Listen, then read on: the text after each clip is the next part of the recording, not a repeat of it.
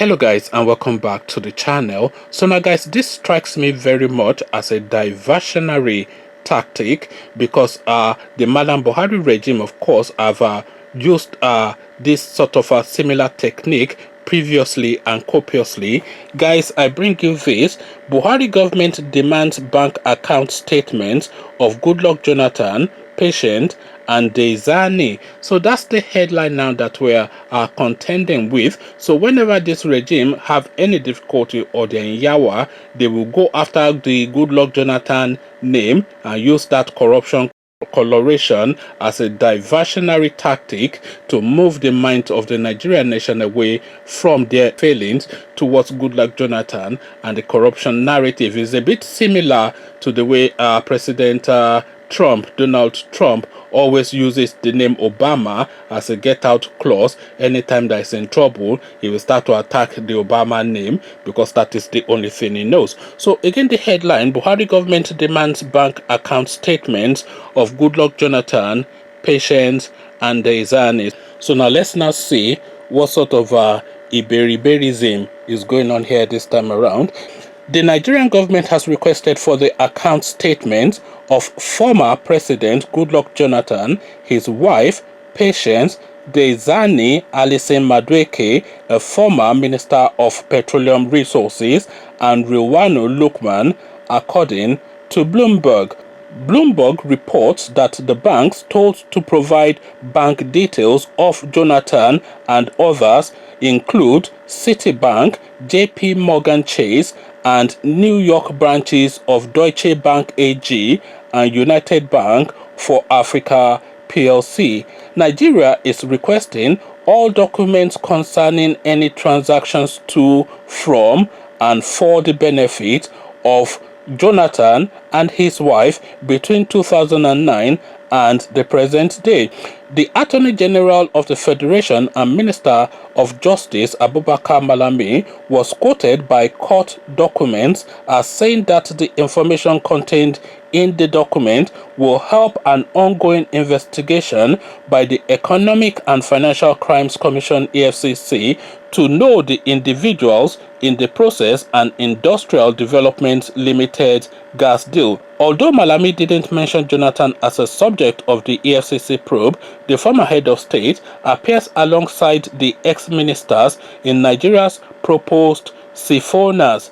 There is good reason to believe that ministers at the highest level were involved in a corrupt scheme to steal money from Nigeria, Attorney General Abubakar Malami said in court filings submitted on March the 24th. He said P&ID had no ability or intention of ever performing the contract which required the company to build a gas processing plant and the government to supply the gas.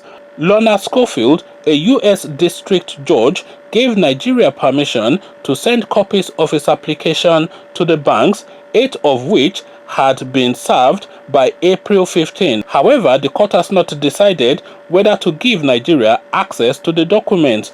In the court filings, Nigeria said the EFCC has not found direct evidence that the public officers received payment from P&ID or its affiliates. It said the 10 banks are likely to have processed US dollars transactions connected to P&ID's operations as either correspondent banks or the New York branches of foreign lenders. Nigeria hopes to overturn a $9.7 billion judgment awarded against it for a breach of agreement in a gas project.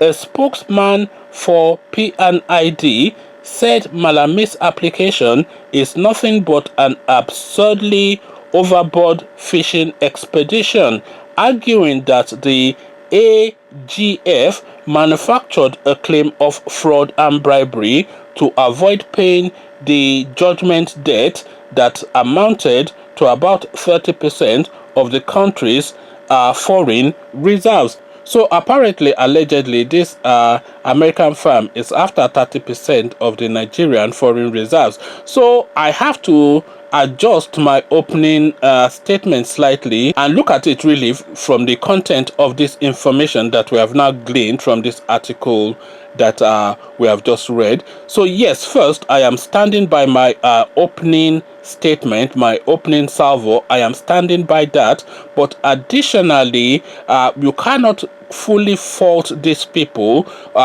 for going after all these bank accounts, because of course there's a judgment in place against the Nigerian state by this company, this whatever P and ID, that for close to $10 billion. So of course the Nigerian state is obliged to fight that, and really this is just their knowing of how to fight it. But how the name of Goodluck Jonathan has now come into it is something that I don't understand, and it's something that Malami has to explain, because of course Goodluck Jonathan was not the Minister of Petroleum. He wasn't in charge of the petroleum industry like Malam Buhari is under this particular regime. Goodluck Jonathan's only job was to be the president, and he stuck to his lane, unlike Buhari, who doesn't stick to his lane. So I think they are adding Goodluck Jonathan's name to this just to color his name, and I don't think Goodluck Jonathan is dumb enough to be collecting bribe and putting it into his own account. I think it's a bit more sophisticated than that, and if it's not more sophisticated than that, he would have people sophisticated enough to guide him through the whole bribing and corruption scenario, to tell him how to take the money and how to funnel it and launder it. So that is another element.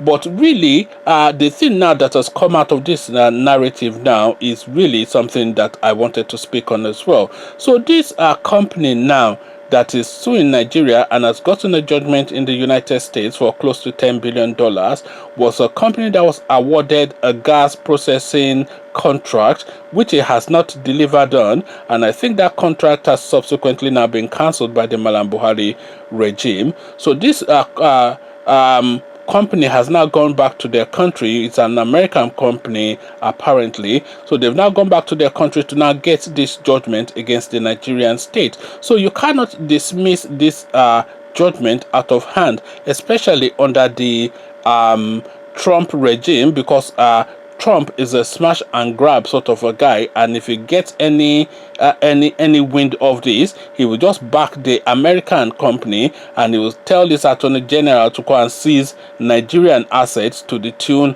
of whatever that judgment is. So this particular regime that they have in America at the moment is as crude and as incompetent almost to Buhari's regime. Nobody is ever as clueless as Buhari, but Trump also is this is a guy that is asking people to go and drink Dettol to cleanse them of the C virus. So it's sort of like a Buhari sort of mindset there as well. So smash and grab sort of guy.